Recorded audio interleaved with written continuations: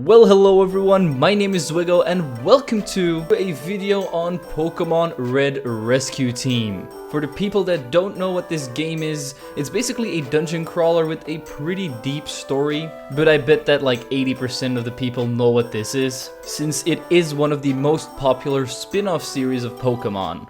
And today we're going to try and beat this game without using any moves, so not even stat lowering moves. But some of you may ask, what can you use then? Well, there are items in the games that do damage, for example a Blast Seed, so we are going to be able to use those. We are also going to be able to use the Dash Attack, which isn't a move at all and it just does a very low amount of damage. Pokemon Mystery Dungeon is all about helping other Pokemon, and in the end trying to be the best rescue team in the entire world.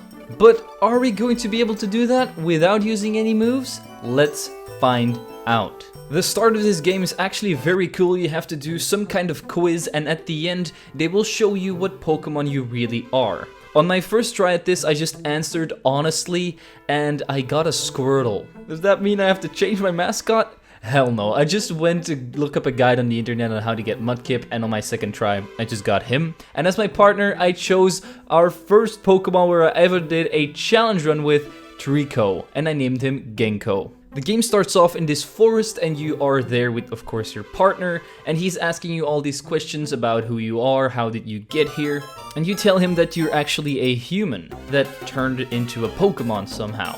I tell him my name, and then you hear a cry of help from a Butterfree who has actually lost her child, and we're gonna have to go into our first dungeon in order to help her. Now there is a thing you have to do before you enter the dungeon if you want to attempt this challenge, and that is turn off your partner's moves. Because in this game your partner Pokemon will actually attack on his own, so if you just tell him to not use those moves he won't do it. We easily make our way to the 4th floor and save the Butterfree's son. As a thank you, the Butterfree gives us a lot of berries, and after that Genko tells us that he has a place to sleep for us, and so he takes us to our new home. This just goes to show how much he cares about us because he doesn't even have a house himself. We then start our own rescue team and I give it the name Hell, because this is one of the longest challenges I've ever had to do.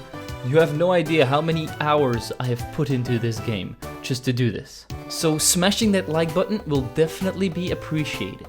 The next day we wake up, we get some mail from Pelipper and we see that some Magnemites are in trouble because their brothers have been captured in the Thunderwave Cave. So that's where we're heading next. And you have no idea how many times I actually got slaughtered by Rattatas. Just because they do more damage than me with Tackle, and I can't use Tackle.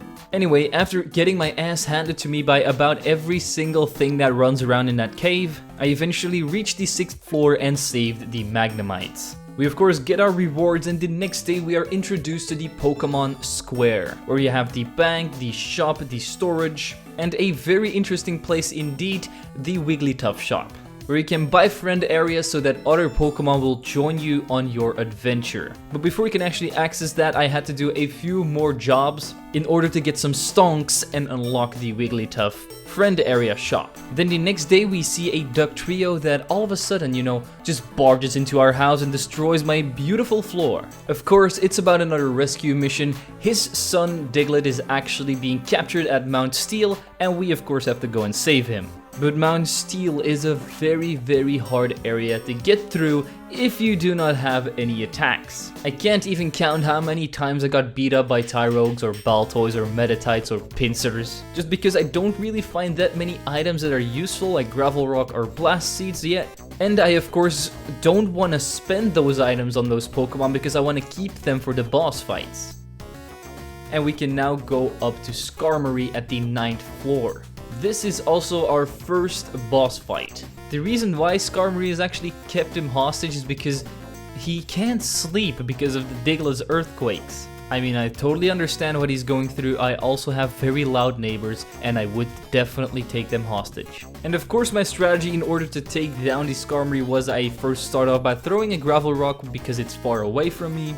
Then I put it to sleep with a Sleep Seed, I use a Blast Seed, and then I take it out with one more Gravel Rock. This was probably the easiest boss fight ever and didn't even take me 2 attempts. We then try to save the Diglett, but of course there is a ravine blocking us, so the Magnemites come along and pull him out of the ground. I really wish they showed us how they did it, because I want to know what that Diglett looks like underground. We then go back to our house, of course we celebrate, and we ask the Magnemites to join our team, but they said they need a place to sleep, which are the friend areas that I will have to buy later. So they can't join yet, but the next day we head back to the Pokemon Square and unlock some friend areas in order to get our first team member in Magnemite. After that, there is a commotion about a Jumpluff that has lost his friend in the Silent Chasm, or Chasm, I don't know how to pronounce that, I'm sorry. And this Shiftry is being a bit rough because he wants money in order to save them. Luckily, the biggest rescue team in the planet right now comes along, Alakazam's team,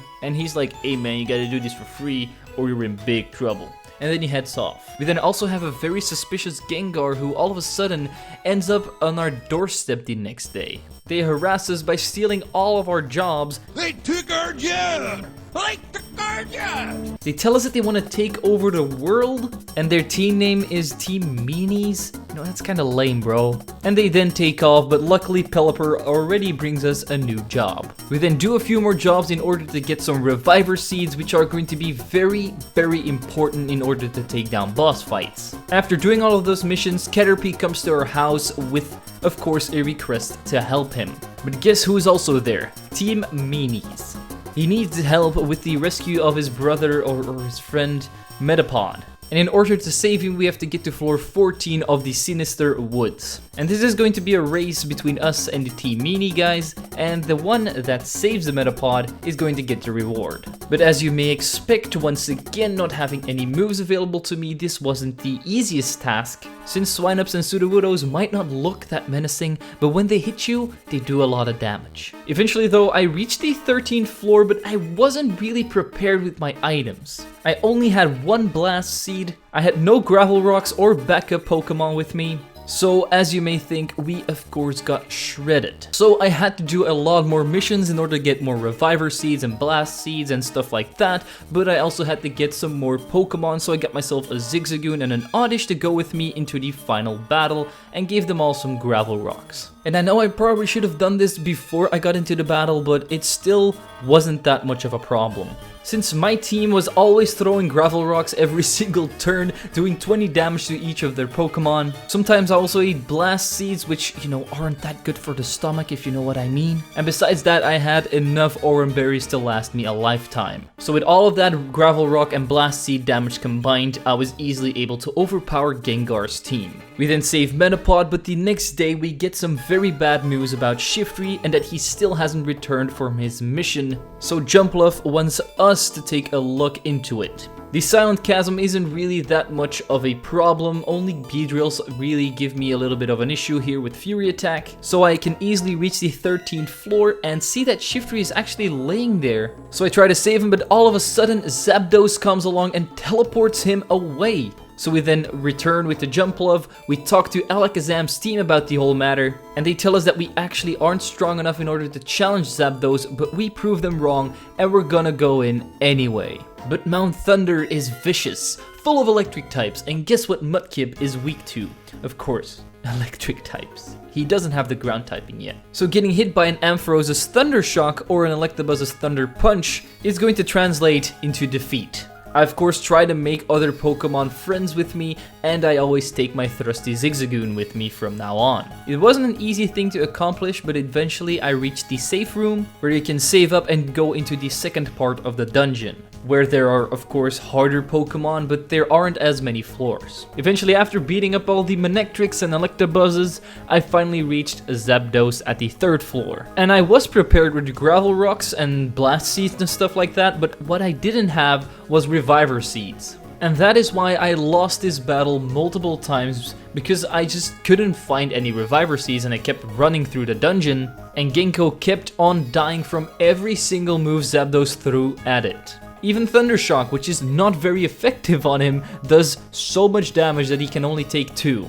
Yeah, this Zapdos is pretty damn strong. So I resorted back to doing some more missions in order to get more Reviver Seeds, and I of course always checked the shop, because they also sell a bunch of very rare seeds which you can't find a lot in dungeons. So after I gathered all of those, I went back into the dungeon, I ditched Zigzagoon and actually got Pinsir on my team because he had more HP, so probably could survive more than Zigzagoon. And so I started off the battle by using a sleep seed on it, so of course Zapdos would fall asleep and would be less of a threat. This time I also gave my gravel rocks to my Pokemon before I entered the battle, so that was very big brain. And eventually I just walked up to him, ate my blast seeds, and the gravel rock chip damage from the other two Pokemon was enough to take out Zapdos. And up until now, the hardest boss fight I've had to do. After defeating him, the Alakazam clan comes along and aids us by scaring away Zapdos. He then also returns Shiftry to the rightful owners, which is us, and after that, Alakazam and all of the other guys discover that I'm actually not a Pokemon, but a human. So he tells us to go to the next location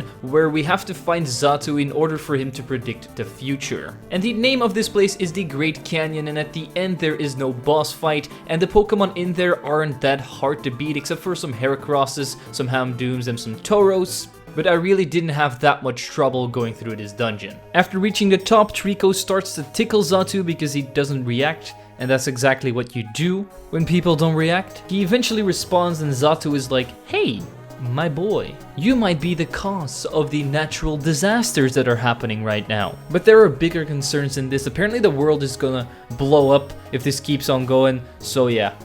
We gotta fix it. But guess who is eavesdropping? Gengar. So he now knows that we are apparently the cause of all of the disasters. And Gengar being Gengar, the next day we can already see that he is trying to convince everyone that it's my fault. He's telling everyone that I'm a human and that all of the natural disasters are my problem. And for some reason, every single stupid Pokemon in this village believes him. And so they start to attack me and they send all of the rescue teams after me like some sort of bounty hunt. Even Alakazam's team is showing no mercy, so we have to go on our own journey running away from everything that we love. Reaching Lapis Cave, which I'm not gonna showcase because this is one of the easiest caves in the world. After getting out of it, we follow a path that leads us to Mount Blaze, and this is apparently such a hard dungeon that almost no team dares to follow us into it. And even though we are a water type, so we should resist all of the fire types that are in this dungeon, we still didn't have a great time because our partner is of course grass type. And I can't even use my water type moves in order to get rid of the Pokemon. Eventually though, we can reach the top, and at the top of Mount Blaze there is actually a Pokemon called, you might know him as Moltres. And you thought that Zapdos was a hard opponent to take down, but Moltres is actually even harder because he has two super effective moves on my boy Trico. And I don't have access to jobs anymore, so I can't get easy Reviver Seeds or Blast Seeds or Sleep Seeds. But I did prepare a little bit for this battle, so I checked my Kangaskhan storage after losing to Moltres, and I actually had 5 Reviver Seeds in there as well as some Blast Seeds and other good stuff. And with all these stored items, I went back into the dungeon and finally reached Moltres once again. And of course, the way to take it down is the same as with the other bosses. I use a lot of Blast Seeds while my partner uses Gravel Rocks in order to take down Moltres. After we take him down, we convince him that we're not here to cause any trouble, and then he finally flies off. We of course do a lot more walking and have a lot of conversation with Trico about how bad all of this is, but we gotta stay positive and we have to keep on moving. So eventually we reach some icy path where we see a really suspicious looking Pokemon in Absol.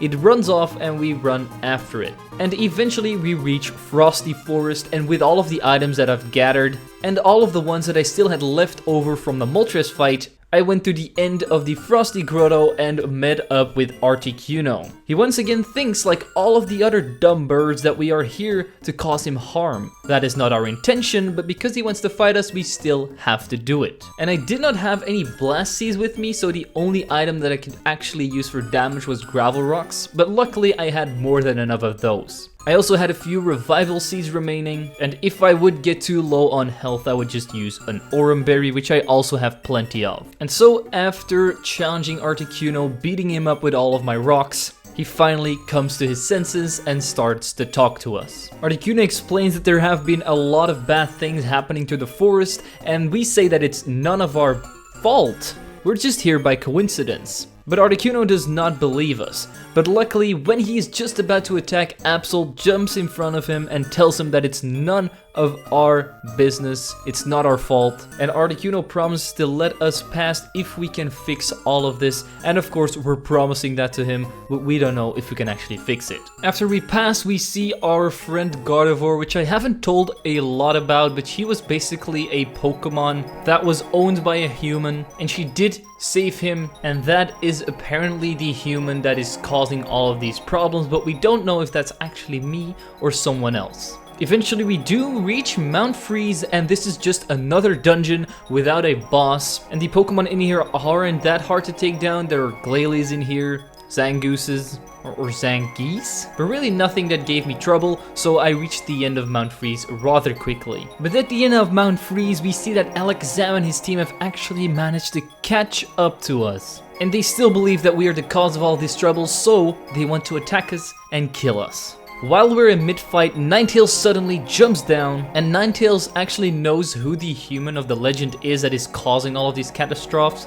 and she tells everyone that it's not me, so we don't need to worry anymore. We then have to talk it out with the rest of the crew, and they apologize for going after us and basically accusing us of all this. And then an earthquake shakes the entire planet. And Ninetales tells us that all of these earthquakes have been happening because of Groudon. And then Alakazam's team heads off to go and challenge Groudon immediately, not even heading home first. And with all of that out of the way, we can finally go back to our hometown. As we go to the Pokemon Square, we see that Gengar is up to no good once again, but we are going to give him and all of the other citizens of this town the truth. After telling that it's not my fault, everyone believes us again, and they chase Gengar out of town. A few days after that, after doing some more missions, we meet up with our next part of the story, Wobbuffet and Wynot and the Uproar Forest. They actually have a lot of trouble with some Mankeys that are attacking everyone, and we have to go ahead and beat them up. And Uproar Forest is one of the easiest dungeons in this entire game.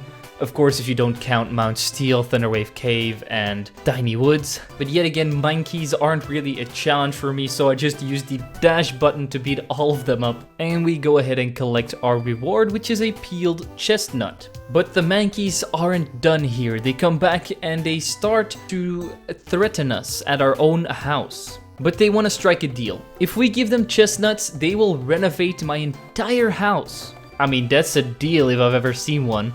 But peeled chestnuts aren't really easy to come by. They are a very rare drop in the Uproar Forest. That's the only place you can actually find them, and they only spawn at the 8th floor or above. And you have no idea how many times I actually had to run through Uproar Forest in order to get 2 peeled chestnuts, because you need 2, you don't need 1, you need 2. But after running through this dungeon about 69 times, the Mankeys finally finished my house, and this is one of the coolest things in this game.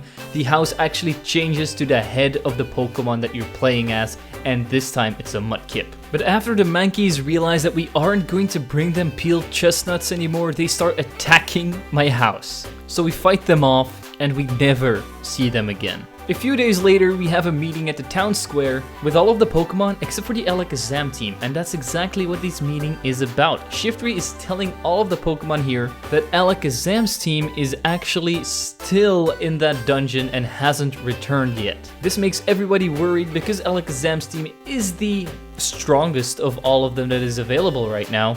So if they can't get through the dungeon and defeat Groudon, who's gonna do it?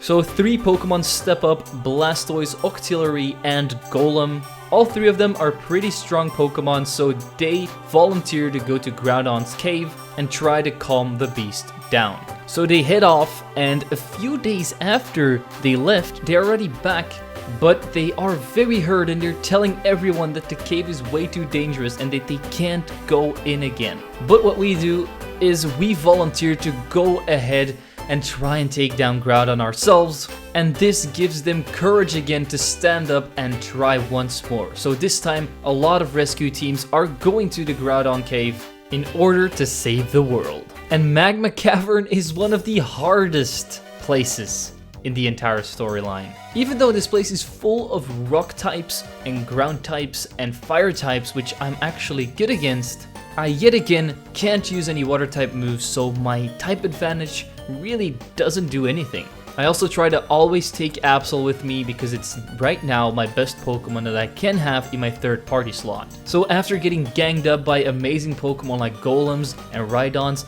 and freaking big Onyxes, and after about 3 hours of running this cave because I just kept on dying, I eventually reached the end, where we see Charizard and Tyranitar laying on the floor because they got defeated by Groudon, and Alakazam is further up in the cave fighting him. As we find him, Groudon has actually just defeated him and comes out of nothing. But I'm super prepared for this fight, having a lot of items in my arsenal right now. I, of course, like all of the other fights, gave my 2 team members the gravel rocks, and I myself found a new item that I can use in this dungeon, the silver spike, which actually does a decent amount of damage. I also had a sleep seed with me, which is very nice because that means Groudon can't attack for a few turns and we can just get a lot of free hits in. After bombarding him with rocks and spikes, he eventually falls. Alakazam gets teleported in once again, and as another earthquake occurs, we finally head out of the dungeon. We then reach the Pokemon Square once again, and we are gathered around with everyone, and everyone is congratulating us because we defeated Groudon and basically saved the world. But then we see that Xatu is actually thinking about something.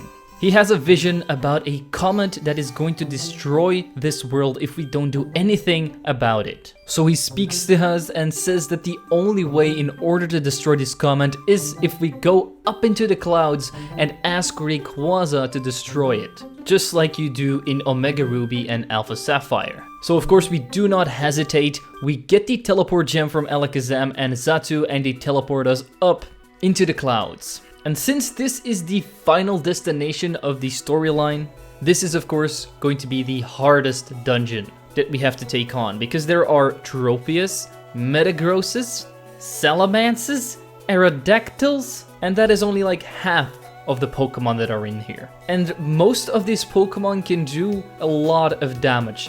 Definitely Aerodactyl. Aerodactyl can one-shot me from full health. Luckily, I did make a friend in Duskull in this dungeon, so we now have 4 people to take on Rayquaza. So after about an hour of attempting this dungeon, which wasn't actually that hard compared to the Groudon dungeon, I was able to reach Rayquaza. He's just like all of the other legendaries, very pissed because we infiltrated his personal habitat. And just like all the other legendaries, he's going down. And literally, the only thing that I used to take out Rayquaza was gravel rocks, and of course some reviver seeds. There isn't a lot to say about this fight, only that I can throw a lot of rocks against a snake in order to take it down. Don't start doing that in real life though. Also, Rayquaza is, in my opinion, top 5 legendaries in the entire universe. Changed my mind. Anyway, after defeating the big Schnick, he is coming to his senses and we can finally talk to him. We tell him to look up, and he sees the meteor as it's about to crash into the earth. So he fires off his hyper beam and saves the entire planet. And I go into a coma. And guess who's dragging me in my coma? It's Gengar. He's trying to drag me to the dark world or something so that I won't ever wake up again. Luckily, he's just a dum-dum and he drags me back to the normal world where everyone is waiting on us to congratulate us for saving the Earth. We're all celebrating with everyone, but as that is happening, Mudkip feels like it's time for him to go back to the human world, because he has fulfilled his purpose in the Pokemon world. So I turn into a yellow Dragon Ball and soar through the sky as Trico starts crying. And after I'm gone, he's not the only one crying. About half of the Pokemon there can't hold their tears back. And while I'm still soaring through the sky, I hear this voice and it tells me that I will go back to the place where I was the happiest. And then the end credits roll, and there is one more little cutscene where I come back at the start of the house, back in Pokemon form, together with all of the friends I made. The end. So that was Pokemon Red Rescue Team with only items. I know this was very story based, but that's because you can't really talk a lot about the gameplay itself, since it's just me eating a lot of blast seeds and throwing a bunch of rocks at Pokemon. But I hope you guys enjoyed this video nonetheless. because I certainly enjoyed making it. It was so much fun playing another game that wasn't a main series game. And if you guys would like me to do other spin-off games like maybe Pokemon Ranger, which was one of my favorite games back in the day, definitely leave some challenges for that game down below. The next video will definitely be on Pokemon Emerald Kaizo because you guys have been requesting that quite a lot lately, so we're doing one of those once more. And with this video wrapped up, I of course want to thank all of the Patreon and membership supporters for helping the channel out. If you want to join up as well, the link will be in the description like always, and you will get a lot of benefits from it. And as always people, don't forget to leave a like, subscribe, and share this video with your friends. I'm zwiggojr, and I'll see you guys next time.